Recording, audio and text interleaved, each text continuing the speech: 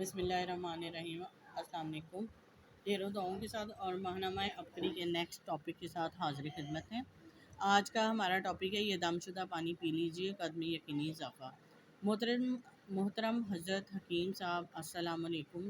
جس طرح آپ انسانیت کی خدمت کر رہے ہیں، اللہ تعالیٰ آپ کو اور آپ کی تمام ٹیم کو جزائے خیر دے، آمین۔ میرے آزمودہ وظائف جو میں قارئین کی نظر کر رہی ہوں، انشاءاللہ جو بھی کرے گا فائدہ حاصل ہوگا۔ پہلا ٹاپک ہے قدم اضافے کے لیے آزمودہ عمل۔ سورہ یاسین تھوڑے سے پانی پر 3 مرتبہ پڑھ کر پی لیں، قد بڑھنا شروع ہو جاتا ہے۔ یہ عمل کم از کم 3 ماہ لازم کریں۔ جن کے قد بڑھنے کی رفتار کم ہوتی ہے وہ بڑی سی بوتل میں پانی بھر لیں اور پہلے دن ایک دفعہ پڑھ کر پھونک ماریں اور دوسرے دن دوسری دفعہ اس طرح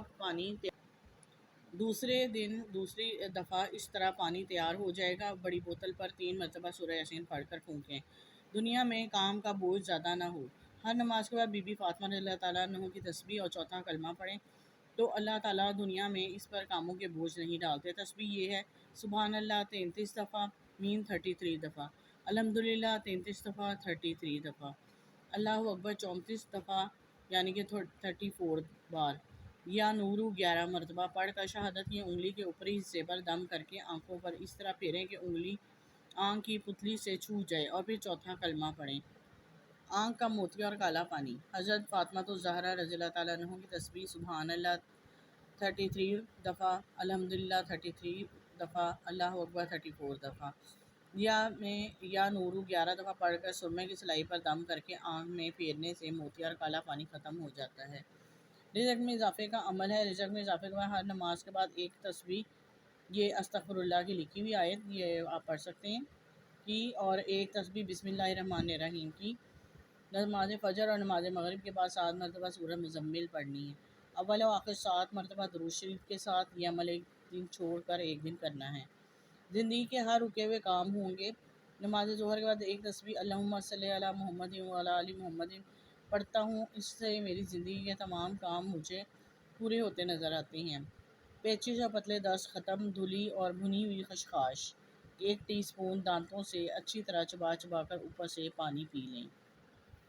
جی اس کا نیکسٹ ٹاپک ہے کفر اور محتاجی سے بچنے کی مجرب دعا۔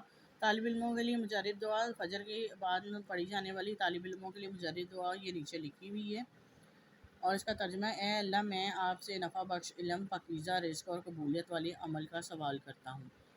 دوسرا اس کا ہے ٹاپک کفر اور محتاجی سے بچنے کی مجرب دعا، یہ بھی نیچے لکھی ہوئی ہے، ترجمہ میں پڑھ دیتی ہوں۔ اے اللہ، تحقیق میں پناہ مانگتا ہوں کفر سے اور محتاجی سے۔ اور پھر ہے آگے تیسرے نمبر پہ اس کا ٹاپک ہے قیامت کو راضی ہونے کی دعا۔ حضرت ثوبان رضی اللہ تعالیٰ عنہ سے روایت ہے کہ رسول اللہ صلی اللہ علیہ وسلم نے فرمایا، جو مسلمان صبح و شام کے وقت 3 بار یہ دعا پڑھے گا، اللہ اس کو قیامت کے دن کثرت ثواب سے ساتھ راضی کرے گا۔ دعا یہ نیچے لکھی ہوئی ہے، اس کا ترجمہ ہے: میں اللہ کو رب ماننے اور اسلام کو دین ماننے اور محمد کو نبی ماننے پر راضی ہوں۔ نوٹ: آپ پہلے اور دوسرے نمبر والی دعا کو کثرت سے پڑھ سکتے ہیں۔ ایک اور ٹاپک ہے اسی پیج پہ، وہ بھی پڑھتے ہیں۔ شاہجہاں کی شکر گزاری۔ شاہجہاں نے اپنے جلوس کے لیے وہ شورۂ آفاق تخت بنوایا جسے تخت طاؤس کہتے ہیں۔ 12 ستونوں پر مینہ کاری کی ہوئی چھت دھری تھی۔ چھت سے لے کر پاؤں تک خالص کندن اور آبدار جواہر جگمگا رہے تھے، اور 3 شیر بھی بلند چبوترے پر۔ یہ عالم تھا کہ گویا ایک ستارے کا نگینہ ہے کہ انگوٹھی پر دھرا ہے۔ چاروں طرف چار چتر زر نگار جن پر موتیوں کی جھالر جلملا رہی تھی۔ آگے ایک شامیانے کی جواہرات اور موتیوں کی آبداری سے دریائے نور کی طرح لہراتا تھا اور 1,00,000 روپے کی لاگت میں تیار ہوا تھا۔ خالص سونے کی چوبوں کے گرد کرسیاں اور چوکیاں اپنے اپنے مرتبے سے سجی ہوئی تھیں۔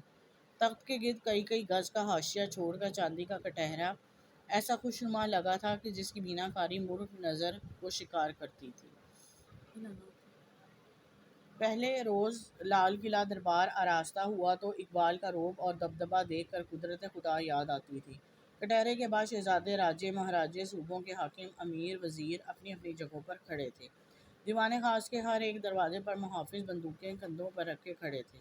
باہر کے دلان میں عہدیدار اور منصبدار حکم کے منتظر تھے۔ دالان کے دروں میں 3 قد دراز حبشی لال وردیاں پہنے ہتھیاروں سے لبریز کھڑے تھے۔ منشی قلمدان اور بستے سامنے رکھے موجود تھے۔ باہر 30 گز کا فاصلہ دے کر چاندی کا کٹہرا تھا، وہاں خاص بادشاہی سپاہی، دائیں جانب ترک، سامنے راجپوت، بائیں جانب افغان اپنی اپنی وردیاں پہنے بھی موجود تھے۔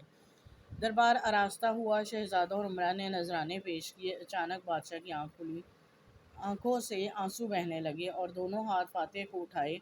ساتھ ہی اہل دربار نے ہاتھ فاتح کے لیے اٹھائے۔ فاتح کے بعد بادشاہ نے کہا کہ اے بندگان با اخلاص، جو خیال اس وقت میرے دل میں گزرا ہے اس کا اظہار تم پر واجب سمجھتا ہوں۔ فرعون نے آبنوس اور ہاتھی دانت کے تخت پر بیٹھ کر خدائی کا دعویٰ کیا۔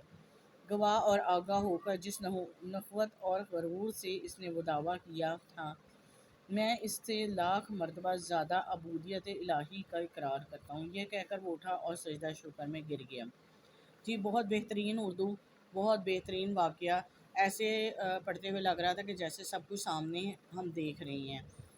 اور ایک بادشاہ کی عظمت کہ اس نے اللہ تعالیٰ کو سب سے بڑا بادشاہ، پورے جہان کا بادشاہ مانا، اس کی شکر گزاری کی، فرعون کا وقت یاد دلا کے اپنے آپ کو نصیحت کی اور دوسروں کو بھی نصیحت کی کہ سارے جہان کا بادشاہ صرف اللہ تعالیٰ ہے، بے شک وہ ہے اور ہمیشہ رہنے والا ہے۔ اور امید کرتی ہوں کہ آپ کو بھی اچھے طریقے سے یہ ٹاپک سمجھ آ گیا ہوگا۔ اب تک کے لیے اجازت دیں، نیکسٹ ویڈیو کے لیے سبسکرائب کرنا مت بھولیں، اس چینل کو لائک کریں، شیئر کریں زیادہ سے زیادہ، تاکہ یہ کہ جس اور کسی کا بھی بھلا ہوگا تو وہ بھی ہمیں دعاؤں میں یاد رکھے گا۔ اللہ حافظ۔